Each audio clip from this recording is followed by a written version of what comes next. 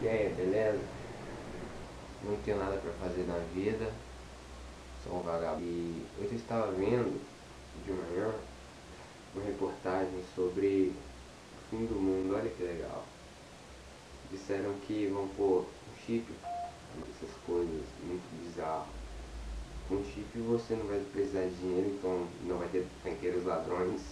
E a marca da besta, quando eu estava lendo hoje, ela é muito, tipo assim, muito simplificada. Nessa marca, desse chip que vai ter ou na sua mão ou na sua testa, ele vai ter conta todos os seus dados, tipo identidade, CPF, carteira de trabalho, paradas sobre você. Tipo, vai ser uma parada muito foda, velho. Porque os caras vão fazer pica das galáxias a parada. Tipo, uma parada menor que uma poeira, tá ligado? Plantada na sua mão, velho. O Batman, caralho. O Batman, ele é um herói foda, porque o cara é inteligente pra porra. E, tipo assim, um cara que eu vi que conseguiu sacanear ele pra caralho foi o Coringa e o Charada, velho, na moral. Porque quando eu vi o filme, porra, o Coringa é foda, mano. O cara chega lá na parada, bota pra fuder, vai preso, apanha pra caralho do Batman, mata a guria na prisão. O cara causa o Armagedon, velho. O cara faz o apocalipse naquela porra daquele filme.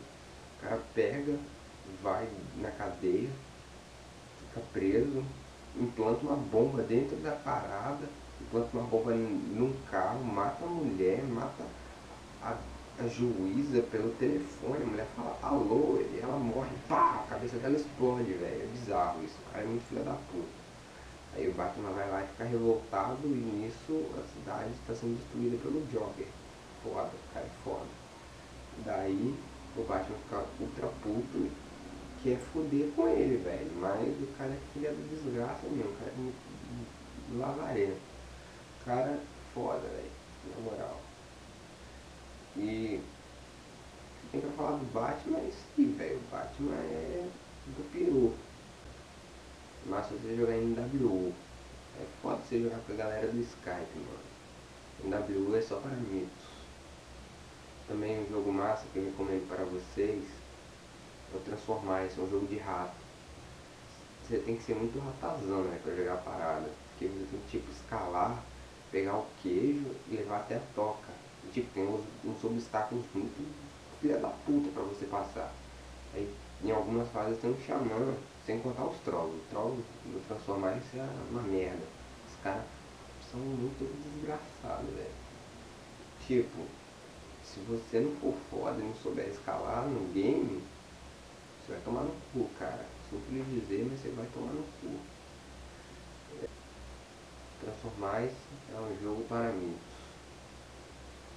É isso aí, mano. Que se fodam você.